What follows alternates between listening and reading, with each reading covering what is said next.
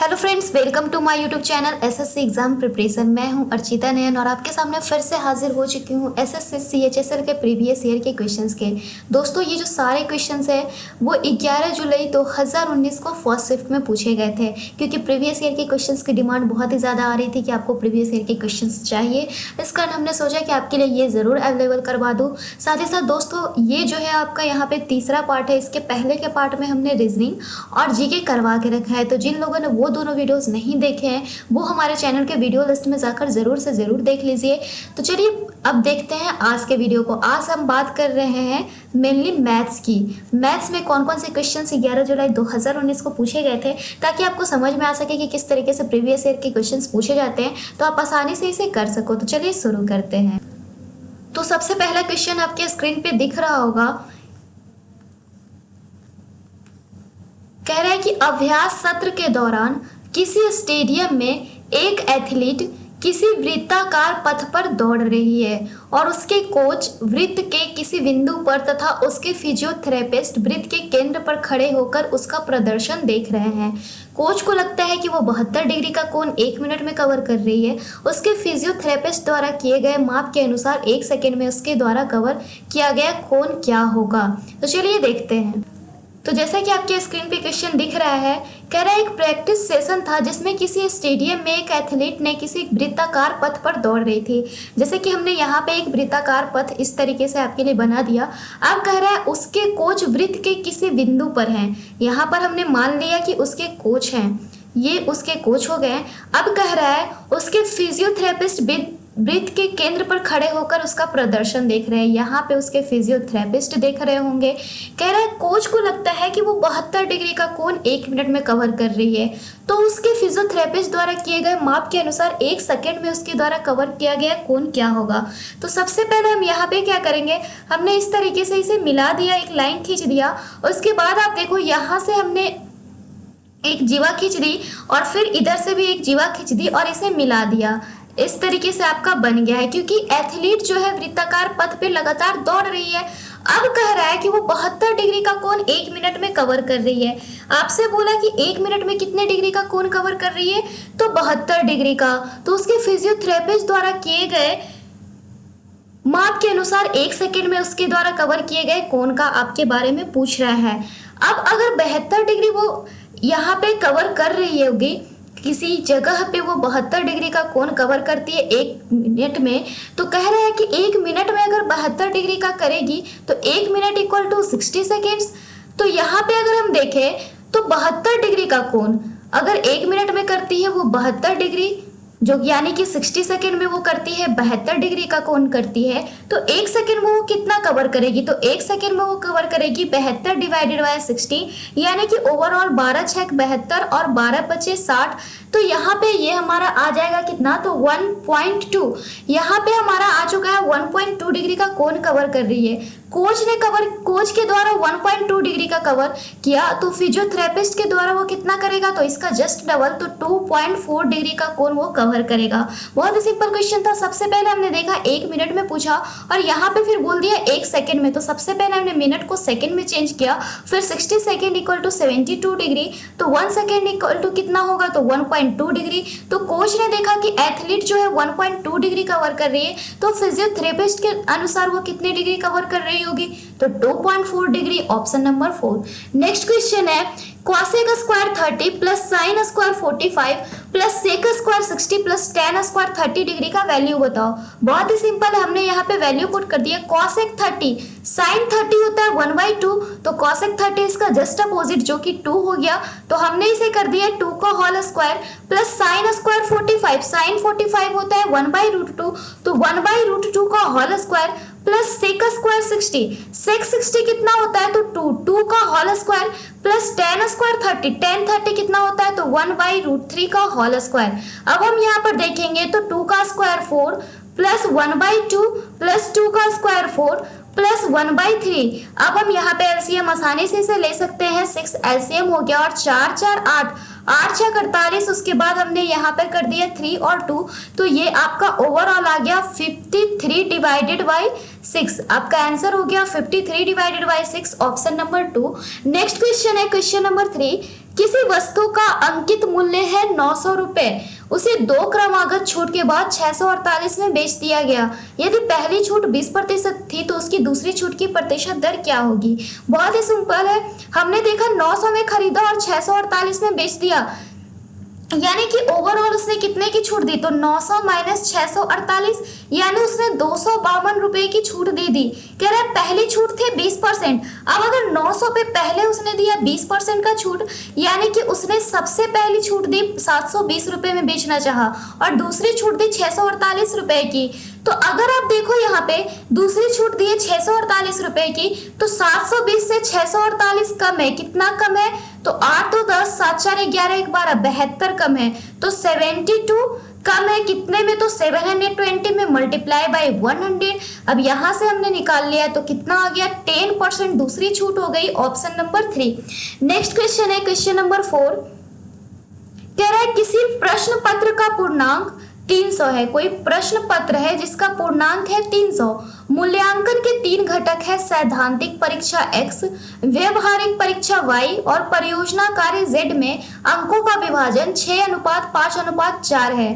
परीक्षा उत्तीर्ण करने के लिए x, y और z में कम से कम क्रमशः 40%, 50% और 50% अंक तथा कुल प्राप्तांक 60% होने चाहिए। तो कह रहा है इस बार ग्राफ में आपको दिया गया है विद्यार्थियों द्वारा प्राप्तांकों को। तो हमसे बोला कि किसी प्रश्न पत्र का टोटल कितना प्राप्तांक है, तो 300 रखा गया है। अब कह रहा है इसमें 3 घटक थे, x, y और z। कह रहा है इसमें विभाजन किया गया है अंकों का कि 6:5:4 में अंक है, यानी कि अगर ओवरऑल अंक 300 है तो उसमें व्यवहारिक परीक्षा x रेशियो में है, सैद्धांतिक परीक्षा व्यवहारिक y रेशियो में और परियोजना कार्य है z रेशियो में। तो 6:5:4 हो गया, तो 6 5 11 4 15, यानी 15 यूनिट बराबर है 300 के। तो यहाँ पे 1 यूनिट किसके बराबर होगा? तो 20 के होगा। तो हम यहाँ पर आसानी से इसे निकाल सकते हैं, पर इस क्वेश्चन में उसकी जरूरत नहीं पड़ेगी। कह रहा है विद्यार्थियों बी, सी और डी को उनके द्वारा प्राप्त किए गए अंकों के आधार पर आरोही क्रम में व्यवस्थित कीजिए, यानी बढ़ते क्रम में। बी, सी और डी की बात करें तो बी की अगर हम ओवरऑल यहाँ पे सिंपली अंक देख लेते हैं तो 130 हो रहा है, जबकि अगर हम देखते हैं यहाँ पे डी के सी के अंक को तो 8 7 15 6 23 हो रहा है, यानी कि 230। और इसे हम देखेंगे तो 8 7 15 3 18 180। तो अगर आप इसे अब सरियाने की कोशिश करते हो तो ये हमारे किस तरीके से सरियाएगा? तो सबसे कम है बी, उसके बाद है डी, फिर है सी, यानी ऑप्शन नंबर 2। नेक्स्ट क्वेश्चन यहाँ पे है क्वेश्चन नंबर 5। 10 अंकों की संख्या है 2x, 6 पे है हमारा कितना 50, y 8। तो संख्या कह रहा है 24 से पूर्णतः विभाजित है और x जो है y के बराबर नहीं है और 0 के बराबर नहीं है और y भी 0 के नहीं बराबर है। तो x प्लस वाई की न्यूनतम वैल्यू क्या होगी?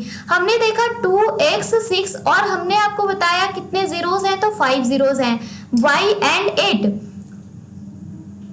तो यहाँ पे अगर हम बात करते हैं तो हमने एक चीज जानते हैं कि 24 को अगर हम फैक्टराइज करते हैं तो ये किस चीज से डिवाइड होता है? तो ये एक नंबर आता है 8 से भी डिवाइड होता है और 8 से डिविजिबल के लिए हमारा रूल है कि लास्ट का 3 डिजिट जो है वो 8 से डिविजिबल होना चाहिए। तो अगर y की वैल्यू 0 रखते तब होगा, बट आपको क्वेश्चन कर रहा है y की वैल्यू 0 नहीं होगी। तो इसके बाद 8 से डिविजिबल करने के लिए हमें यहाँ पे 8 की अगर करें तो इसके बाद छोटी से छोटी संख्या होगी 4, तो 48 हो गई। अब अगर एक संख्या आ गई है 48 तो दूसरी संख्या यहाँ पे अगर हम देखें अब यहाँ पे एक चीज देख सकते हैं, 24 से डिविजिबल के लिए 3 से भी डिविजिबल होना चाहिए। तो 6 2 8 4 12 12 8 20, 3 से डिविजिबल होने के लिए एक अंक और चाहिए 1। तो 1 और हमारा x का वैल्यू आ गया 1 और y की वैल्यू 4, तो 1 + 4 आपका हो गया 5, ऑप्शन नंबर 2। नेक्स्ट क्वेश्चन है क्वेश्चन नंबर 6।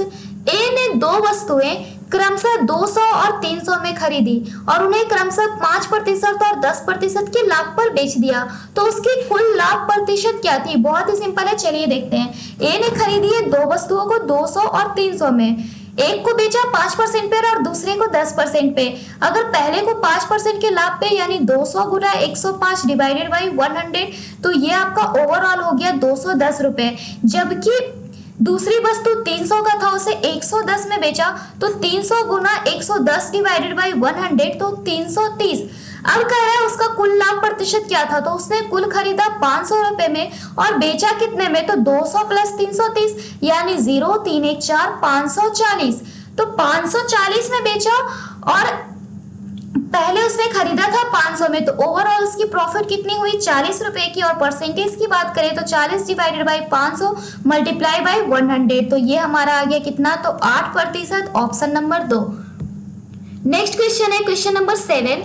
ए बी और सी डी एक वृत्त की दो जीवाएं हैं जो वृत्त के अंदर किसी बिंदु O पर एक दूसरे को काटती हैं। दिया गया है कि ए बी बराबर 10, सी ओ बराबर 1.5, डी ओ बराबर 12.5, ए ओ और ओ बी में से बड़े और छोटे का अनुपात क्या है। तो चलिए देखते हैं। हमसे बात किया एक सर्कल का, तो सबसे पहले हमने एक सर्कल यहाँ पे ड्रॉ कर दिया, जिसको कि बोला कि इसमें ए बी और सी डी दो जीवाएं हैं और ये एक दूसरे को O पर काटते हैं। तो हमने यहाँ पे दो जीवा भी बना दिया, जिसका नाम हमने रख दिया ए बी सी और डी। अब कह रहा है ये एक दूसरे को O पर काटती हैं। A B equal to overall है हमारा 10, जबकि हमसे क्या बोल रखा है कि सी ओ बराबर 1.5 है। अगर ए बी बराबर 10 है और सी ओ बराबर 1.5 है तो हमने इसकी वैल्यू रख दी 1.5 और डी ओ बराबर है 12.5। तो हमसे पूछ रहा है ए ओ और बी ओ में बड़े और छोटे का अनुपात क्या होगा।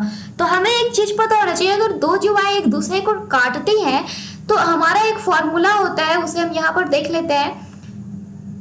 वो आपका फॉर्मूला क्या होता है कि ए ओ इंटू ओ बी बराबर होता है किसके, तो ये होता है डी ओ इंटू ओ सी के। अब हमें पता है ए ओ इंटू ओ बी की वैल्यू हमें नहीं पता है, तो हमने एक को x माना, दूसरे को 10 माइनस एक्स माना, तो x into 10 minus x equal हो गया किसके, तो डी ओ इंटू ओ सी यानी 1.5 इंटू 12.5 के। अब हम इसे सॉल्व करेंगे टोटली, तो ये हमारा क्या आ जाएगा, तो x की वैल्यू जो है अगर हम बात करते हैं तो x की वैल्यू आ जाती है 2.5 और एक बार आती है 7.5। तो अब हमें पता चल गया कि एक वैल्यू जो है 2.5 होगी और एक होगी 7.5। तो 7.5 रेशियो 2.5, बड़े का छोटे से पूछ रहा है, तो 7.5 रेशियो 2.5, पॉइंट से पॉइंट कैंसिल कर दिया, 25 या 75, तो 3:1 आपका आंसर हो जाएगा, जो कि आपके किस ऑप्शन में है, तो 3:1 हमारा ऑप्शन नंबर 2 में है, तो वही आपका आंसर हो जाएगा। नेक्स्ट क्वेश्चन है क्वेश्चन नंबर 8, उसे भी हम देख लेते हैं। कह रहा है ए बी सी समरूप है त्रिभुज डी ई एफ की और उनकी परिमिति जो है 64 सेंटीमीटर और 48 सेंटीमीटर है। यदि डीई 9 सेंटीमीटर के बराबर हो तो AB की लंबाई क्या होगी। तो हम जानते हैं अगर दो त्रिभुज समरूप होते हैं तो उसके पेरीमीटर का जो रेशियो होता है वो उसके साइड्स के रेशियो के इक्वल होता है। तो ABC के पेरीमीटर है 64 और DEF का है 48। साइड्स का रेशियो कितना हो गया, तो DE का है 9, तो उसे हमने नीचे लिख दिया और AB की वैल्यू नहीं पता है। 16 से हमने किया, 16 चौके 64 और 16 3 48, 3 टाइम्स हमने कर दिया, तो AB की वैल्यू कितनी आ गई, तो 12 सेंटीमीटर आ गई, ऑप्शन नंबर 2। नेक्स्ट है क्वेश्चन नंबर 9, यदि 3x + 1 का होल क्यूब प्लस x - 3 का होल क्यूब प्लस 4 - 2x का whole cube plus 6 × 3x + 1 × x - 3 × x - 2 = 0, तो x की वैल्यू क्या होगी। तो यहाँ पर अगर हम देखें, हम एक फॉर्मूले जानते हैं, हमें उस पे से बस कर देना है, ये हमारा हो जाएगा। जैसे ही आप इस तरीके के क्वेश्चन देखो, हमें इस चीज पे पुट कर देना है, a³ + b³ + c³ - 3abc = क्या होता है, तो 0 होता है। अब यहाँ पर हम देखें तो a तो सेम है, b भी सेम है, बट C जो है सेम नहीं हो रहा है, तो हमें सबसे पहले C को सेम करना होगा। और यहाँ पर हम देख रहे हैं 6 है, तो इसे हम 3 बनाएंगे, 3 बनाएंगे तो 2 हमारा इसमें चला जाएगा। हमने 2 को इसमें डाला तो ये हमारा हो गया कितना, 2 दूना 4 और 2x। लेकिन आपने एक चीज और देखा कि माइनस प्लस का चेंजिंग हो गया और हमें बीच में माइनस भी चाहिए, तो हम यहाँ पे माइनस को कॉमन ले लेंगे, तो ये हमारा ओवरऑल जो आ जाएगा वो आ जाएगा 4 - 2x। अब आपको इसी फॉर्मूले पे ये फिट हो चुका है। अब जैसे ही इस फॉर्मूले पे फिट होता है, हम जानते हैं कि हमारा होता क्या है, तो a + b + c = 0 हो जाता है। तो हम इसी चीज को कर लेंगे, 3x + 1 + x - 3 + 4 - 2x = 0। अब आप इसे सॉल्व करोगे, 3 1 4, 4 - 2 2x प्लस हमारा हो गया 4 1 5 माइनस 3 2 इक्वल टू 0, तो 2x इक्वल टू 2, तो हमारा आसानी से आ गया कितना 2x इक्वल टू यहाँ पर हमारा हो जाएगा, हमने अगर इसे किया तो 4 प्लस 1 माइनस यहाँ पे प्लस हो जाएगा, तो 2x इक्वल टू -2, तो x equal to -1, option number 4। Next है क्वेश्चन नंबर 10, कह रहा है यदि 10/7 into 1 minus 2.43 into 10 to the power -3 equal to 1.417 plus x, तो x की वैल्यू आप हमें बताओ। तो चलिए देखते हैं, 2.43 है इंटू 10 टू द पावर -3, तो ये हमारा ओवरऑल कितने आ जाएंगे, तो 0.00243। अब 1 माइनस 0.00243 करेंगे तो ये हमारे कितना हो जाएगा 10/7 into 0.99757 equal to 1.417 plus x। अब आप यहाँ से x की वैल्यू निकालोगी जो कि आपका आ जाएगा 0.0081, ऑप्शन नंबर 4। नेक्स्ट है क्वेश्चन नंबर 11, कह रहा है एक से बड़ी संख्या के संदर्भ में कह रहा है कि एक से बड़ी कोई संख्या है, इस संख्या और इसके व्युत्क्रम का अंतर इस संख्या और इसके व्युत्क्रम के योगफल का 25% है, तो इस संख्या का 4 घातांक इस वर्ग से कितने प्रतिशत अधिक होगा। तो चलिए देखते हैं, यहाँ पे हमारा एक इक्वेशन रेडी होगा। तो चलिए सबसे पहले इक्वेशन को हम रेडी कर लेते हैं। बोल रखा है कि एक से बड़ी कोई संख्या है, कह रहा है संख्या और इसके व्युत्क्रम का जो अंतर है, तो संख्या x हो गई, तो इसका व्युत्क्रम हो गया 1 माइनस x, वो क्या है, तो इस संख्या और इसके व्युत्क्रम के योगफल के 25%, तो संख्या हो गया x और व्युत्क्रम हो गया x 1/x, इसका 25% यानी 1/4। कह रहा है इस संख्या के, ये हमारा हो चुका है इक्वेशन रेडी। अब हम इसे सॉल्व करेंगे x माइनस 1/x इस तरीके से, तो हमारे x की एक वैल्यू आएगी। तो चलिए देखते हैं, सबसे पहले उसे हमने किया x² माइनस 1/x, यहाँ पे हम अगर कर देते हैं x² minus 1 divided by x equal to हमारा हो गया x² plus 1 divided by x into 1/4। इसी तरीके से हम x की वैल्यू निकालते हैं, x² की वैल्यू आपके आ जाएगी 5/3, तो अगर x² की वैल्यू हो गई 5/3 तो x टू द पावर 4 की 25 डिवाइडेड बाई 9। अब हमसे पूछ रहा है कि जो x का 4 घातांक है वो इसके वर्ग से कितने प्रतिशत अधिक होगा। तो हमें पता चल गई है वैल्यू, हमें इसकी वैल्यू क्या पता चली कि x² की वैल्यू है 5/3 और x टू द पावर 4 की वैल्यू है 25/9। तो हमें सबसे पहले इसके अंतर को देख लेना होगा। तो हम अगर इसके अंतर को देखें तो 25/9 माइनस 5/3, और ये हम इसे कह रहे हैं कि कितने से अधिक है, तो 5/3 मल्टीप्लाई बाय 100। इस तरीके से हम इस इक्वेशन को सॉल्व करेंगे तो 67.7%, ऑप्शन नंबर 2। नेक्स्ट कह रहा है किसी समबाहु त्रिभुज में OGI और H क्रमशः परिकेंद्र, केंद्रिका, अंतः केंद्र और लंब केंद्र है, तो इनमें से कौन से बिंदु एक समान है। कह रहे हैं OGI H और H जो है वो इसके लंब केंद्र, परिकेंद्र, केंद्रिका, अंतः केंद्र है, किसके, तो समबाहु त्रिभुज के। तो समबाहु त्रिभुज के सभी चीज एक समान होते हैं, तो OGI और H सभी एक समान हो गए, ऑप्शन नंबर 2।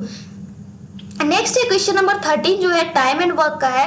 कह रहा है ए किसी काम को 20 दिन में पूरा कर सकता है। ए जो है किसी काम को कितने दिनों में पूरा कर सकता है, तो 20 दिन में, जबकि बी उसी काम के 20% को 5 दिन में 6 दिन में पूरा करता है।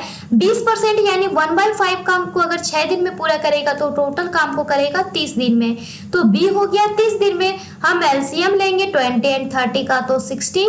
अब यहाँ पे एलिगेट करेंगे, एलिगेट में सब्ट्रैक्ट नहीं डिवाइड होगा, 60 डिवाइडेड बाई 23, 60 डिवाइडेड बाई 32। अब कह रहा है अगर वो एक साथ मिलकर काम करे तो 50% काम को कितने दिनों में करेंगे। तो अगर पूरा काम है 60 तो इसका 50% काम होगा कितना, तो 30। तो 30 काम को कितने दिनों में करेंगे, तो अगर ए एक दिन में करता है 3 यूनिट और बी करता है 2 यूनिट, तो 30 काम करने में 30 डिवाइडेड बाई 5 यानी 6 दिन लगेंगे, ऑप्शन नंबर 1। नेक्स्ट क्वेश्चन देखते हैं यहाँ पे क्वेश्चन नंबर 14, किसी प्रश्न पत्र का पूर्णांक 300 है। जैसा कि इस क्वेश्चन पे हमारा पहले भी क्वेश्चन रह चुका है, इस चीज को हमने आपको बताया था। तो कह रहा है सैद्धांतिक परीक्षा में 4 विद्यार्थियों के औसत अंक क्या है। सैद्धांतिक परीक्षा x है, इसमें चारों विद्यार्थियों के औसत अंक की बात की तो पहले की 60 है, दूसरे की है 50, तीसरे की है 70 और चौथे की है 80, और डिवाइडेड बाई हम कर देंगे 4। हमने इन सभी को ऐड किया तो 260 डिवाइडेड बाई 4 यानी कि 65 आ जाएगा। 65 हो गया, ऑप्शन नंबर 3 में चला गया। नेक्स्ट क्वेश्चन है क्वेश्चन नंबर 15, किसी स्टेशन का 400 मीटर लंबा प्लेटफॉर्म ठीक उसी जगह से शुरू होता है जहां 1.2 किलोमीटर लंबा कोई पुल खत्म होता है। तो सबसे पहले हमने एक पुल को बना दिया इस तरीके से, जिसकी लंबाई हो गई 1.2 किलोमीटर यानी 1200 मीटर। ये आपका पुल हो गया। कह रहा है ये कहां से शुरू होता है, यहाँ से एक प्लेटफॉर्म शुरू होता है 400 मीटर का। अब कह रहा है चल रही है 72 किलोमीटर पर आवर की गति से एक ट्रेन। 200 मीटर लंबी किसी ट्रेन को पुल के आरंभिक बिंदु और प्लेटफॉर्म के आखिरी छोर के बीच की दूरी को तय करने में कितना समय लगेगा। तो कुल दूरी हो गई 1200 जोड़ 400 यानी कि 1600 मीटर। अब हमें यह पता चल गया कि कुल दूरी है 1600 मीटर। अब यहाँ पे बोल रखा है, स्पीड दे के रखा है 72 किलोमीटर पर आवर। अब 72 किलोमीटर पर आवर है अगर, तो इसे सबसे पहले हमें किस चीज में चेंज करना पड़ेगा, तो इसे हम चेंज करेंगे 72 इंटू पर आवर की बात की है तो हमें यहाँ पे इसे मीटर पर सेकंड में चेंज करेगा। तो हमारा यहाँ पे क्या हो जाएगा 72 डिवाइडेड बाई 60, क्योंकि हमें मीटर पर सेकंड में यहाँ पे चेंज करना था। 200 मीटर लंबी किसी ट्रेन को, तो ट्रेन की लंबाई भी उसे कवर करनी पड़ेगी, तो ओवरऑल उसे डिस्टेंस कवर करना पड़ेगा 1800 मीटर यानी 1.8 किलोमीटर।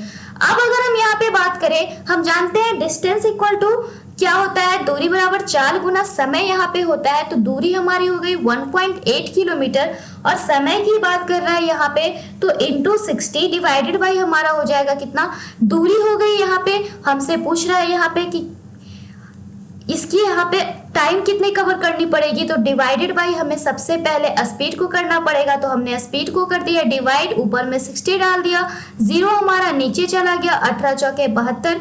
इस तरीके से ये हमारा 2 से किया और 3 से किया, तो 3 डिवाइडेड बाई 2 यानी 1.5 मिनट, ऑप्शन नंबर 1। नेक्स्ट है क्वेश्चन नंबर 16। कोई निश्चित राशि साधारण ब्याज पर निवेश की गई थी। 5 वर्ष के उपरांत प्राप्त होने वाला मिश्रधन 3 वर्ष में प्राप्त होने वाले मिश्रधन का 1.1/4 गुना था। तो अब बोल रखा है कि ब्याज की प्रतिशत दर क्या थी। कोई निश्चित धनराशि है जो कि साधारण ब्याज पर निवेश की गई, 5 वर्ष के बाद का जो मिश्रण रहा वो 3 वर्ष में प्राप्त होने वाले मिश्रधन का 1.1/4 गुना रहा। तो ब्याज की प्रतिशत दर देखते हैं, ब्याज की प्रतिशत दर क्या है यहाँ पे। तो हमने यहाँ पे क्या किया, सबसे पहले हमने देखा कि 3 साल में जो है, 3 साल में उसका जो मिश्रधन रहा वो हमने मान लिया कि 3 साल में उसका, क्योंकि 1.1/4 गुना हो रहा था, तो हमने माना कि 3 साल में उसका जो अमाउंट हुआ वो 4 इंटू ए हुआ। तो 5 साल में उसका अमाउंट कितना हो जाएगा, तो 5 साल में इसका अमाउंट 1.1/4 गुना बढ़ा था, तो ये हमारा हो जाएगा 4 गुना 5/4 यानी 5a इसका हो गया 5 साल में। हमने यहाँ पे 4a इसलिए माना था ताकि 5a यहाँ पे कैलकुलेशन करने में इजी हो, यानी कि अमाउंट जो है टोटल हमें अमाउंट लाने में कितना साल लगेगा, तो 2 साल में हम इसके अमाउंट को प्राप्त करते हैं। तो 1 साल में कितना होगा, 1 साल में हमें प्राप्त होगा a डिवाइडेड बाई 2। हमसे पूछ रहा है ब्याज की दर क्या है, तो हम जानते हैं ब्याज की बात करते हैं, तो ये हमारा हो जाएगा 4a minus p equal to 3a divided by 2। तो हमने इसी चीज को किया, तो यहाँ से हमारा प्रिंसिपल आ गया 5a डिवाइडेड बाई 2। प्रिंसिपल पता है और हमें 1 साल के लिए इंटरेस्ट पता है, तो हम रेट निकाल सकते हैं। रेट निकालने के लिए हमें करना क्या होगा, रेट हमारा हो जाता है यहाँ पे अमाउंट ब्याज डिवाइडेड बाय प्रिंसिपल। तो ब्याज है a बाई 2 और प्रिंसिपल है 5/2 मल्टीप्लाई बाय 100, 2 से 2 कैंसिल तो 20। तो यहाँ पे आसानी से हमारा आ गया कितना, तो 20% हो जाएगा, ऑप्शन नंबर 4। नेक्स्ट है क्वेश्चन नंबर 17। 0 और 90 के बीच सभी, यहाँ पे आपको इस तरीके से दिया गया है sin alpha plus 1, sin alpha 1 plus sin alpha 2 plus इस तरीके से sin अल्फा 20 इक्वल टू 20 हो, तो इसका वैल्यू आप बताओ। तो आप जानते हो साइन की जो लोएस्ट टू हाईएस्ट वैल्यू होती है वो होती है -1 से लेके +1 तक। अब अगर हमें इस सभी को ऐड करके 20 लाना है, तो यानी कि, और ये 20 नंबर्स है तो सभी की वैल्यू 1 होगी, यानी कि सिंपली बात है अल्फा की वैल्यू कितनी हो गई, सारी अल्फाज की वैल्यू हो गई 90। अब अगर सारे अल्फा की वैल्यू हो गई 90, हमें 20 अल्फा की निकालने हैं, तो 90 गुना 20 यानी 1800, ऑप्शन नंबर 2। नेक्स्ट है क्वेश्चन नंबर 18।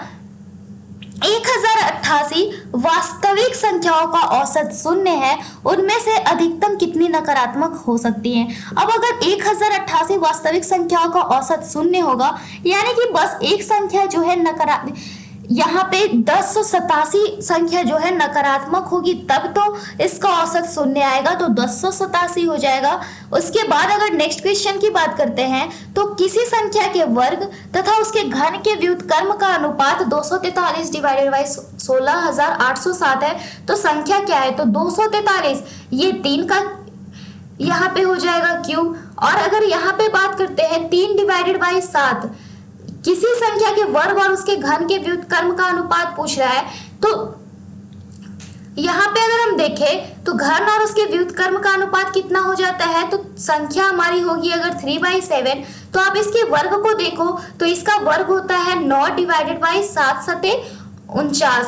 जबकि इसके घन की बात करते हैं तो यहाँ पे आप इसके घन देख सकते हो। उसके बाद अगर इसके व्युत्क्रम को देखोगे तो 243 डिवाइडेड बाई 16,807 आएगा। नेक्स्ट क्वेश्चन है फिर से ग्राफिक, क्वेश्चन नंबर 20। अब यहाँ पे कह रहा है विद्यार्थियों में से कौन उत्तीर्ण नहीं हो सका है, तो इसमें हमें सभी चीज देखना पड़ेगा। 6:5 अगर 4 था, 6:5 है यहाँ पे आपका। अब कह रहा है कि पूर्णांक है 300, तो 15 यूनिट किसके बराबर है, तो 300 के बराबर है। 15 यूनिट आपके बराबर है 300 के, तो 1 यूनिट किसके बराबर होगा, तो 20 के। अगर 1 यूनिट 20 के बराबर है तो 6 यूनिट 120 के, 5 यूनिट बराबर हो जाएगा किसके, तो 100 के, और 4 यूनिट किसके बराबर होगा, तो 80 के। अब हमें सभी यूनिट्स निकल चुके हैं, 120, 100 और 80। अब कह रहा है इसमें से कौन पास नहीं हुआ है, तो हमने देखा है कि पहले सब्जेक्ट में पास करने के लिए उसे 40% अंक चाहिए थे, तो 1200 का 40% कितना होता है, 48। दूसरे सब्जेक्ट में पास करने के लिए 50% यानी 50, तीसरे सब्जेक्ट में भी 50% चाहिए यानी 40। अब हमने देखा अगर पहले की बात करते हैं तो 60, 70, 50 यानी ये तो पास है। दूसरे की बात करें तो बी में जो है यहाँ पे 30 है जबकि 40 होने चाहिए, तो बी फेल है, और डी भी उसी तरीके से फेल है, तो बी और डी ऑप्शन नंबर 4। नेक्स्ट है क्वेश्चन नंबर 21। बस आपको इसमें यहाँ पे क्वेश्चन नंबर 21 में जो इक्वेशन है उसे सॉल्व कर लेने हैं। उसके बाद सॉल्व करके जो भी आंसर आएगा वो आपका हो जाएगा। तो 1.1/4 यानी 5/4, और 3 दूना 6, 1 7/3, और ये हमारा हो गया 5 2 7/5। अब अगर हम इसे बिकॉज डिवाइड है तो हम इसे उलट देंगे, तो 5/7, 7 से 7 कैंसिल हो गया, 12 5 17/12। इसी तरीके से आप इसे आसानी से सॉल्व कर सकते हो और इसका आंसर यहाँ पे आपके लिए रेडी हो जाएगा। नेक्स्ट क्वेश्चन यहाँ पे जो है क्वेश्चन नंबर 22। चलिए देखते हैं क्वेश्चन नंबर 22 क्या कह रहा है। तो यहाँ पे कह रहा है √3 cos theta plus sine theta की वैल्यू 1 है, तो आप थीटा की वैल्यू बताओ। तो square root of 3 into cos theta अगर बात करें और साइन थीटा की वैल्यू 1 है, तो ये हमारा कब पॉसिबल होगा, तो तभी पॉसिबल है जब थीटा की वैल्यू 90 होगी, क्योंकि साइन 90 की वैल्यू क्या होती है, तो साइन 90 की वैल्यू 1, अब इसकी वैल्यू 0 चाहिए, तो ये कॉस 90 की वैल्यू 0 होती है, तो हम 90 पुट कर देंगे, आसानी से आंसर आपका आ गया।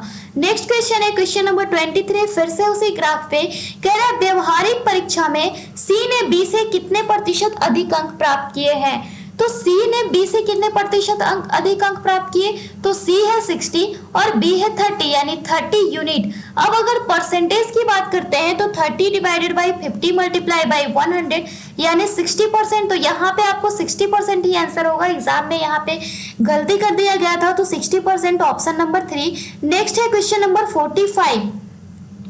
आपको इसका वैल्यू पूछ रहा है 18.43 इंटू 18.43 माइनस 6.57 मल्टीप्लाई बाई 6.57। तो इसे हम कह सकते हैं 18.3 का होल स्क्वायर माइनस हम कह सकते हैं क्या, तो 6.57 का होल स्क्वायर, और a square minus b square equal to a plus b into a minus b. तो ए प्लस बी यानी 18.43 प्लस 6.57 आप इसे ऐड करोगे तो ये हमारा आ जाता है कितना, 25, जबकि घटाओगे तो 11.86 डिवाइडेड बाई 11.86 है, तो ये दोनों कैंसिल हो गया, तो आंसर हो गया 25 ऑप्शन नंबर 1। नेक्स्ट है क्वेश्चन नंबर 25। किसी समचतुर्भुज के दो विकर्ण है 14 सेंटीमीटर और 48 सेंटीमीटर, तो समचतुर्भुज की परिमिति क्या होगी। तो हमने यहाँ पे एक इस तरीके से समचतुर्भुज बना दिया, ए बी सी और डी। इस तरीके से हमने इसे क्रॉस भी कर दिया बिकॉज यहाँ पे डायगोनल्स की बात की गई है। तो आप जानते हो समचतुर्भुज के विकर्ण एक दूसरे को दो बराबर भागों में बांटते हैं। तो अगर एक विकर्ण है 14 तो यह 14 और यह 7 और यह 7 हो जाएगा, जबकि 48 है अगर एक विकर्ण तो यह 24 और यह 24। अब आप देखो ट्रायंगल एओबी में हमें साइड्स पता चल चुके हैं। क्या है साइड? तो एक साइड है 7, एक साइड है 24। तो ए बी इक्वल टू क्या हो जाएगा? तो स्क्वायर रूट ऑफ एओ का स्क्वायर प्लस ओबी का स्क्वायर यानी 7 का स्क्वायर प्लस 24 का स्क्वायर। तो ये हमारा किसके साथ ट्रिपलेट बनाता है? तो अब आप इसे आसानी से निकाल सकते थे। हमने यहाँ पर देखा तो ये 25 के साथ ट्रिपलेट बनाता है। तो भुजा हो गई 25, परिमिति भुजा गुना 4, तो 25 गुना 4 यानी कि 100 सेंटीमीटर, ऑप्शन नंबर 4। तो फिलहाल इस वीडियो में इतना ही। इंग्लिश के वीडियो के लिए बने रहिए हमारे चैनल के साथ। Then bye and thanks for watching this video.